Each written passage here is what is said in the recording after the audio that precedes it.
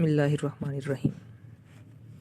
افسانہ نگاری کے متعلق پہلے ہم بہت باتیں کر چکے ہیں اور اردو افسانے پر ترقی پسند تحریک کے اثرات بھی بیان کر چکے ہیں، چند مشہور افسانہ نگاروں کے احوال بھی ذکر کر چکے ہیں اور ان کے اسلوب نگارش کو بیان کر چکے ہیں، ان کے لکھنے کی خاصیات بھی بیان کر چکے ہیں۔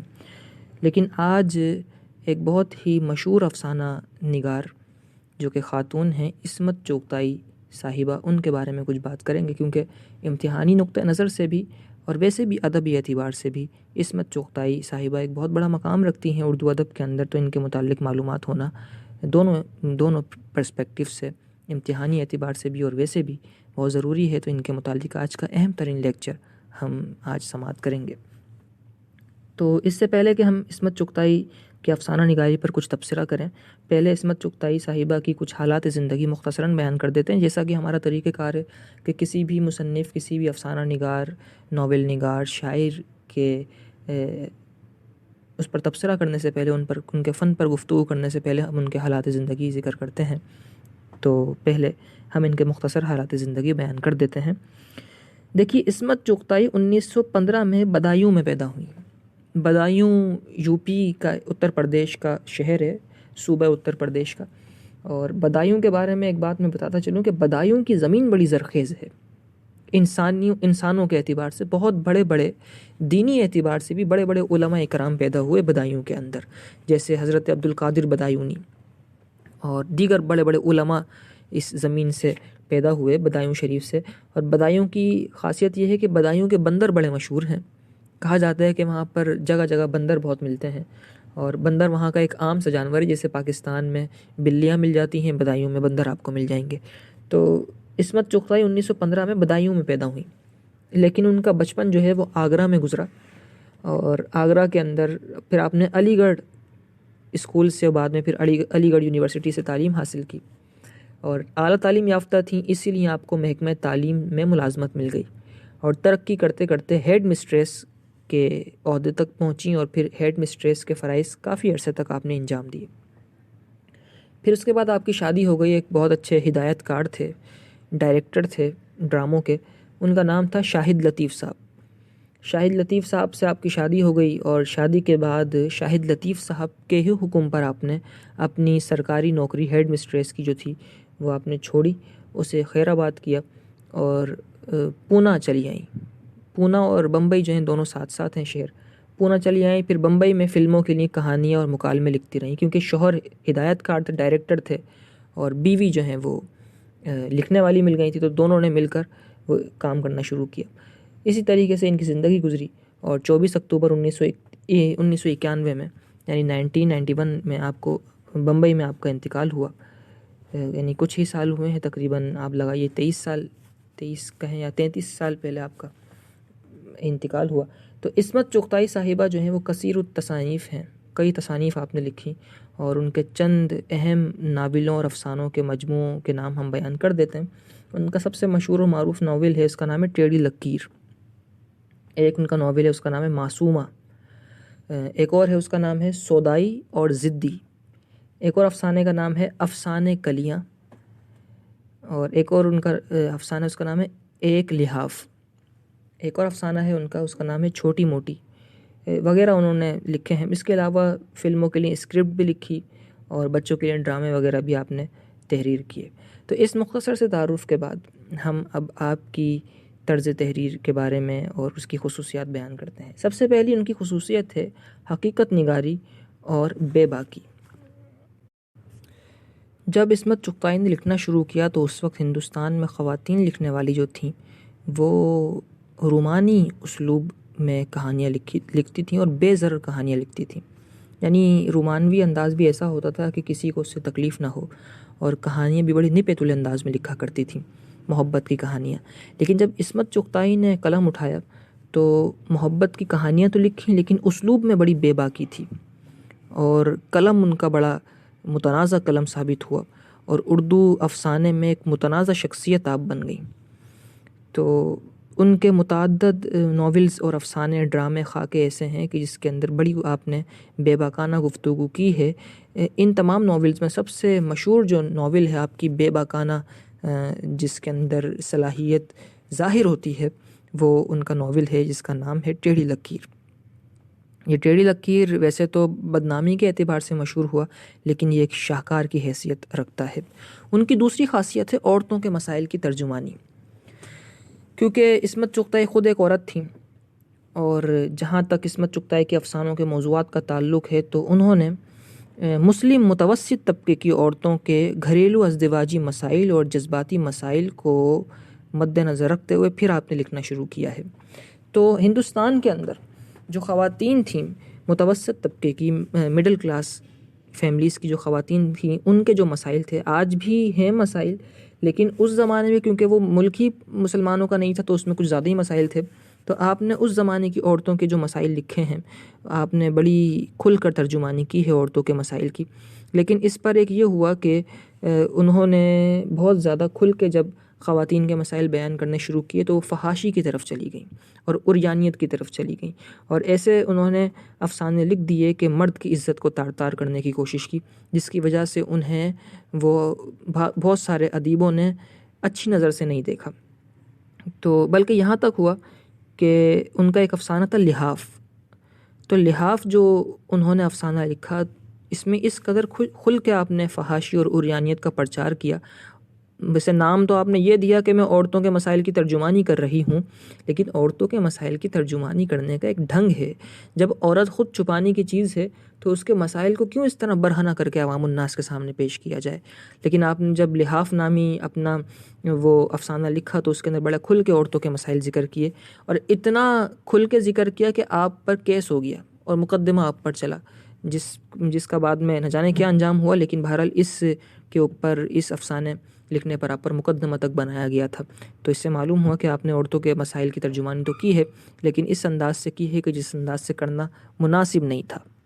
ان کی ایک خاصیت ہے متوسط طبقے کو مرکزی حیثیت دینا، یہ ہیڈنگ ہے کہ متوسط طبقے کو مرکزی حیثیت آپ نے دی۔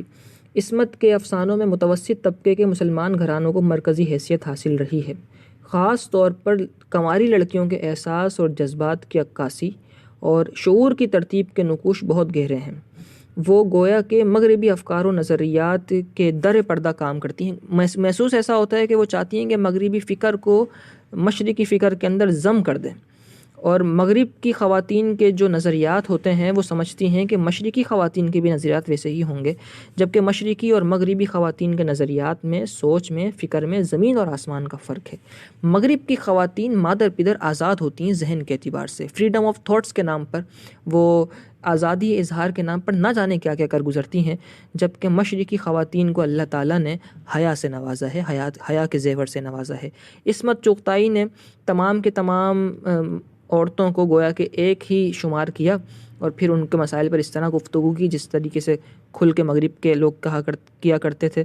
تو ان کا یہ انداز عوام الناس میں بطور بے باکی اور جرت کے مشہور تو ہوا، اور متوسط طبقے کو مرکزی حیثیت دینے کے اعتبار سے مشہور تو ہوا، لیکن اس کے ساتھ ساتھ بہت بڑی ان کی بدنامی کا باعث بھی بنا۔ گویا کہ سعادت حسن منٹو کے بعد، ان کی فحاشی اور عریانیت کے بعد دوسرا نمبر اگر اردو ادب میں کسی کو دیا جائے تو وہ عصمت چغتائی کو دیا جا سکتا ہے، لیکن فرق یہ ہے کہ وہ مرد تھے، یہ عورت ہیں، عورت کو اتنا کھل کے نہیں لکھنا چاہیے۔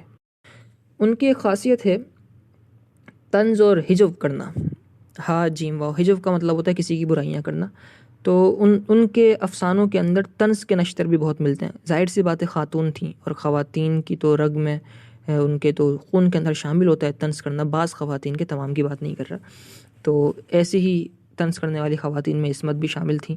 عقائد اور نظریات میں رجت پسندی تھی، عقائد اور نظریات کو حیثیت نہیں دیتی تھیں، دینیات سے بہت دور تھیں، اور ان کے افسانوں میں روانی اور شگفتی کے ساتھ ساتھ طنز اور ہجو کا عمل دخل بھی بہت ملتا ہے۔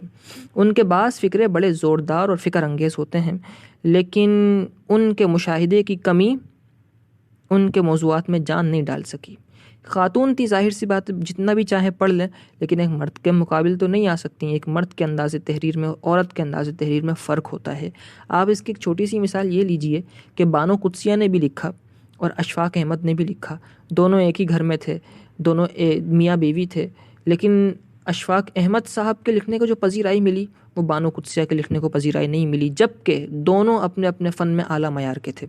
تو کیونکہ مرد کی آبزرویشن مرد کا جو انداز جو سوچ کا انداز ہوتا ہے اور اس کی جو مشاہدات ہوتے ہیں وہ عورت سے زیادہ ہوتے ہیں، لہٰذا اس کے قلم میں تقویت بھی زیادہ آ جاتی ہے، الا یہ کہ بہت کم ایسا ہوتا ہے کہ خواتین کو اوپر کا مقام مل جائے۔ ان کی ایک اور خاصیت ہے انگارے کی تحریک کا ساتھ دینا۔ دراصل عصمت چغتائی انگارے کی تحریک جو ہے اس کی بہت زیادہ وہ روح رواں تھیں اور بہت ساتھ دیا کرتی تھیں۔ انگارے کی تحریک کیا تھی؟ انگارے کی تحریک یہ تھی کہ خواتین کے مسائل کو، گھریلو مسائل کو کھل کے بیان کیا جائے، یہ انگارے اور یہ شعلے کی تحریر تھی۔ تو اور یہ دراصل ترقی پسند تحریک کا ہی ایک حصہ تھی۔ ترقی پسند تحریک کے جو کچھ زیادہ ہی ترقی کر گئے لوگ وہ انگارے کی تحریک میں شامل ہو گئے۔ تو ڈاکٹر ابوالحسن صدیقی صاحب کہتے ہیں کہ عصمت چغتائی کی افسانہ نگاری پر تبصرہ کرتے ہوئے آپ کہتے ہیں کہ عصمت چغتائی اردو افسانے کے دور جدید میں ایک مقبول افسانہ نگار ہیں۔ ان کے افسانوں کا خاص موضوع نوجوان لڑکیوں کے کردار ہیں۔ اس عمر کی لڑکیوں کے ذہنی اور نفسیاتی مسائل، ان کے ارمان اور الجھنیں، ان کی جنسی جذبات، سب ہی کچھ ان کے افسانوں میں بڑی بے باکی سے بیان ہوا ہے۔ دراصل بے باکی اظہار کے معاملے میں عصمت چغتائی کے یہاں انگارے کے افسانوں کی صدائے باز گشت ملتی ہے۔ ان کی یہ خاصیت کہیے یا پھر یہ ان کی برائی کہیے کہ ان کا انداز تحریر انتہائی مریضانہ ہے۔ اور ڈاکٹر انور سدید لکھتے ہیں عصمت چغتائی صاحب کی افسانہ نگاری پر تبصرہ کرتے ہوئے، کہتے ہیں کہ عصمت چغتائی کی شہرت میں عظمت کم اور حیرت زیادہ تھی۔ اور عزیز احمد صاحب نے کہا ہے اور بجا کہا ہے، کہتے ہیں کہ ان کا رجحان یعنی عصمت چغتائی کا رجحان منٹو سے بھی زیادہ رجت پسندانہ ہے اور مریضانہ ہے۔ جنس نگاری کی آڑ میں انہوں نے معاشرتی اقدار کو توڑنے کی کوشش کی ہے اور ترقی پسند تحریک کے نامور افسانہ نگاروں میں شمار کی گئی ہیں۔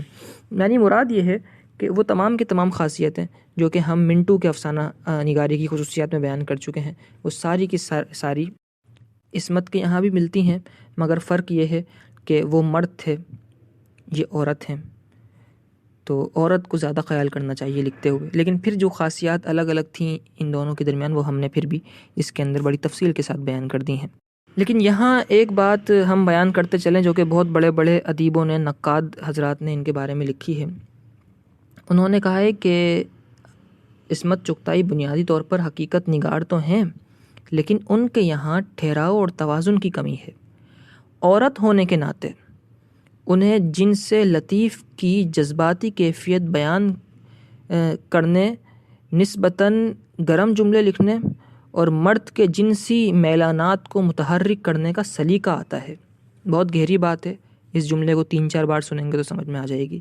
یعنی جذباتی کیفیات بیان کرنے، گرم جملے لکھنے اور مرد کے جنسی میلانات کو متحرک کرنے کا سلیقہ آتا ہے، کیونکہ وہ ایک عورت ہیں، اور ان کی اسی عادت کی وجہ سے ان کے افسانوں میں فحش قسم کی لذت پیدا ہو گئی ہے، جس کی وجہ سے انہوں نے معاشرتی اقدار کو توڑنے کی کوشش کی ہے اور انقلاب کی آواز بلند کرنے کی کوشش کی ہے، لیکن انقلاب ایسا کہ جو انقلاب معاشرے کی معاشرتی اقدار پر ضرب لگانے کے مترادف ہو۔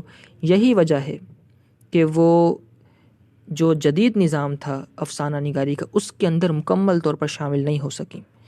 دیکھیے ایک بات یہاں پر میں آخر میں کرتا چلوں، کسی بھی مصنف کو اگر ترقی کرنی ہو تو اسے چاہیے کہ وہ معاشرے کے ساتھ چلے۔